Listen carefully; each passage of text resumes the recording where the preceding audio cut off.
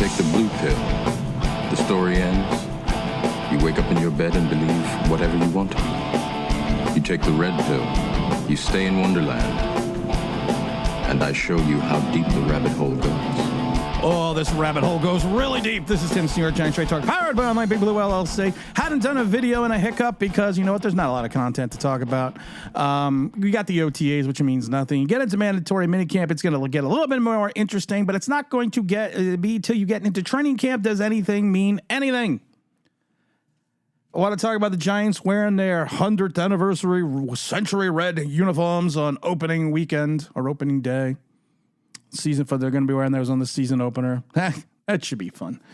But you know what? I understand it. They're kicking off their 100-year celebration this year. So you want to do something different. You want to shake some stuff up. You want to make it look like, you know, you are in the know.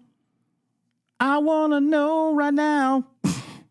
I don't know. I still don't like the unis. I don't think kicking off the season wearing them is a great idea, but you know what? It is what it is. It's not going to bother me. It's not going to affect me either way. It's just my opinion. I'm allowed to have my opinion. And my opinion may differ for those that all of a sudden now are looking at Daniel Jones and he is the bearded wonder. Oh, Daniel Jones. We love the bearded wonder.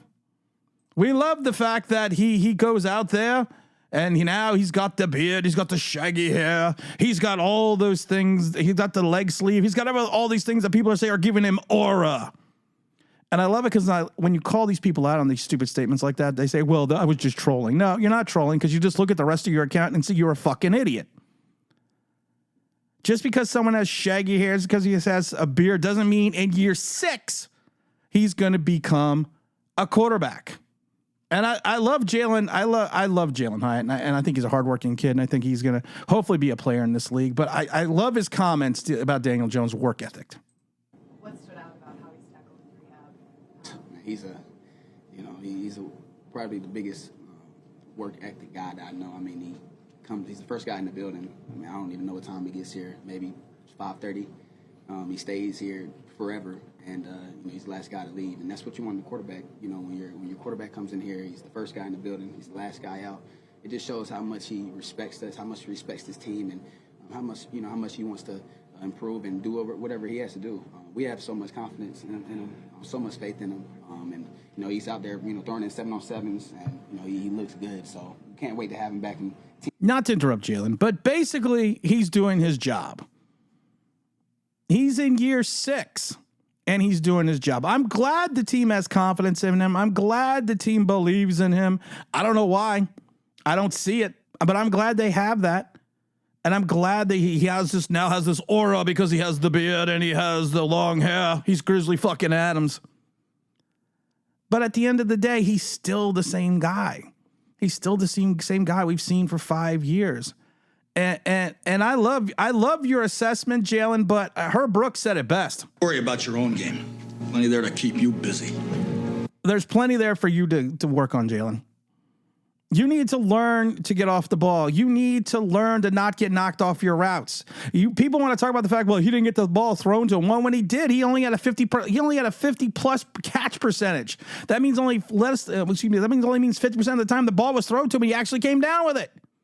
He had many drops that we don't like to talk about on deep passes that should have gone for either large gains or touchdowns. So him pontificating about the great Daniel Jones and his ability to come back means nothing. And work on 7-and-7 drills means jack and shit to me. Sorry, guys. The idiocy surrounding this team has just reached a crescendo. It's reached its peak. And I haven't been making videos because of the fact that I just don't want to deal with it. Because you hear these things and you see these things and you hear the stupidity and you see the stupidity and you see the other 31 teams in the league laughing at us. You see people that are true professionals and pros, because according to Carl Banks, unless you were able to hit the quarterback, you're not allowed to have an opinion. People that have true opinions about Daniel Jones and the Giants just don't see it either. We've said it once. We've said it a million times. We're going to say it a trillion times. Don't piss down my leg and tell me it's raining, because I know better. And I love Jalin coming out and saying, we got one of the best wide receiver rooms out there. You don't even have the best wide receiver room in your division. I love confidence. And I know you're not going to come out there and say, oh, we suck. No, but there's something called a little bit of humility. And I think that's lacking at times in New York sports, especially when the team is bad. We hear this build up for months about how great we're going to be. And then you see people come out and say, well, Giants have the 31st best roster on the team, which I think it's funny that the Carolina Panthers have the 32nd and they trade us Brian Burns. So we got up to the 31st. But if you look at the roster, you have a ton of question marks. You have a ton, and you're hoping, and you have people out there hoping the guy we got from the Raiders is going to replace Evan Neal. And they're like, well, this could be the make or break season for Evan Neal, and this could break the back of Brian Daboll if he fails. But you have invested a first round pick in this guy, and it's year 3. You don't shift him to guard. You see if he fails at tackle. You drafted him as a tackle for a reason. You drafted him, and this organization is the one that drafted him. You drafted him for a reason at his position. You don't all of a sudden just cut bait. He hasn't been that porous. Yes, does he have issues with the speed rushers? We knew that going back to college. But then I look at the fact that everyone talks about, well, you need to release Daniel Bellinger more because you kept him in the block a lot. If you kept Daniel Bellinger in a block to block a lot on that right side, especially when Justin Pugh is there, and we were still that putrid at times, what does that say about the blocking ability about Bellinger? Maybe you do need to release him a little bit, get him out in the flat or something. It's the fact, and this is what bugs me, and it bugs me all the time. It's the overhype. Everything for the last 10 years with this Giant fans, it's just been, everything's overhyped. And I've always said, I'm an old timer. I've been sitting in those stands since 1976. And I've seen the progression of Giant fans. I've seen the Giant Nation be this, especially in the Meadowlands, be this, I want to say, family-friendly environment. You go back to the 70s and 80s and leading into the 90s, it was, especially when you had the Meadowlands, you had a season ticket list that was 30 years. You had people that had their seats like my father did since 1976. You had this, you knew everyone in your section. It was a family, fun environment. And then you got into after 2011, after that Super Bowl, you kind of, and even before that, you kind of watched the environment go down. And you see more of the drunks. You see more of the single white angry males, or it could be black males, it could be Chinese males, it could be any male you want. It could be the fucking U.S. male. Better not mess with a U.S. male, my friend. But you see this. You see these groups, and at times the fun and the family fun atmosphere has disappeared from the stadium. It kind of reminds me going to the Link. And I kind of hearken back to that. And maybe this is my get off my lawn speech, but I kind of hearken back to that. That, if you go to Pittsburgh, you will always have your idiots and your stupid drunks in Pittsburgh and any stadium itself. But Pittsburgh is more of a community. It is more of a fan-friendly, family-friendly environment. And you could see that when you go there. And I use Pittsburgh because Pittsburgh is always linked synonymously with the Giants. But we don't have that anymore. We've lost that. We've lost our way with that because we have become so polarized by a single figure in this entire organization that the fan base can't even come together on the fact that he sucks. You want to, and people are like, well, Tim, this is going to look bad when he throws for 4,000 yards next year. I hope to God he throws for 4,000 yards next year because I've been waiting for 6 years. And the stupidity of you telling me, well, you're going to look bad when he does this is beyond reproach because of the fact that we've been waiting 6 years for this to happen.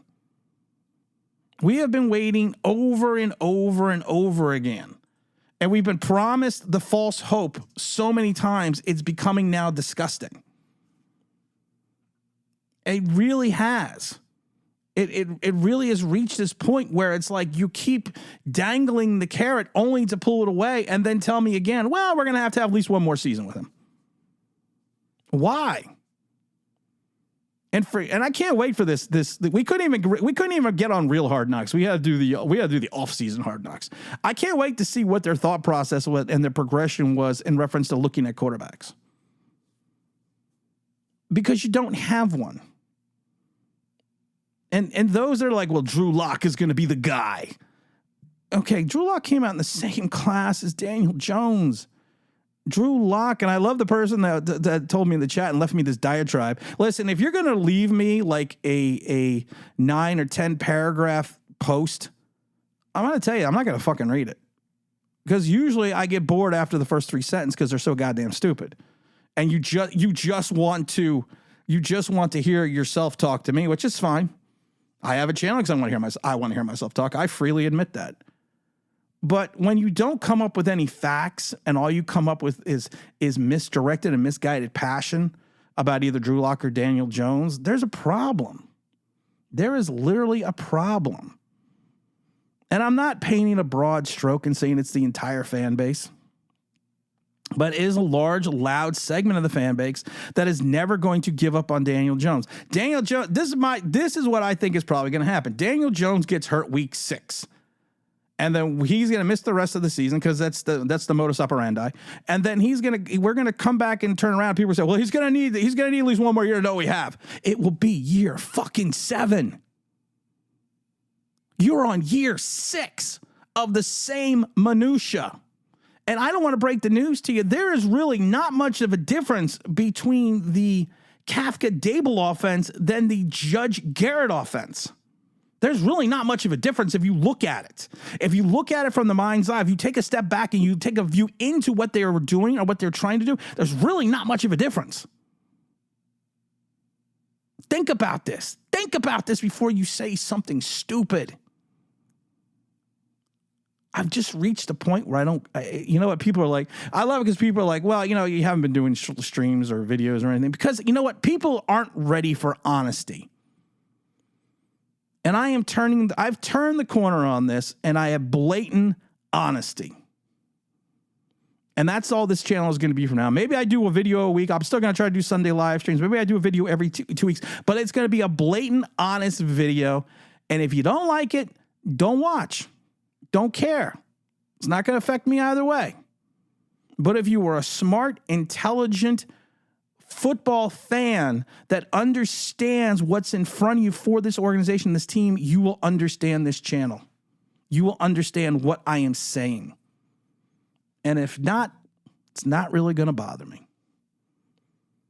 Did someone say there's a new podcast and a new YouTube channel called You're Gonna Need a Bigger Boat? Exploring all the paranormal that you could possibly imagine. And it's going to be a weekly show. Yeah, there is. It's hosted by yours truly. So make sure you go out there. It's in the link below. Subscribe to You're Gonna Need a Bigger Boat. The first episode is going to be coming up in about 2 weeks. We're going to have little snippet episodes until then, so make sure you jump on that. I want to thank almost 300-something people, I think, now have already subscribed to the channel. We almost have 1,000 views on our first video. So you know what? I appreciate everyone that's dropped in. So if you want, take a lot. It's going to be a lot of fun. It's called You're Gonna Need a Bigger Boat. Exploring the paranormal. This is Tim. This is New York Giants Short Talk, powered by Online Big Blue LLC, and I'm out of here.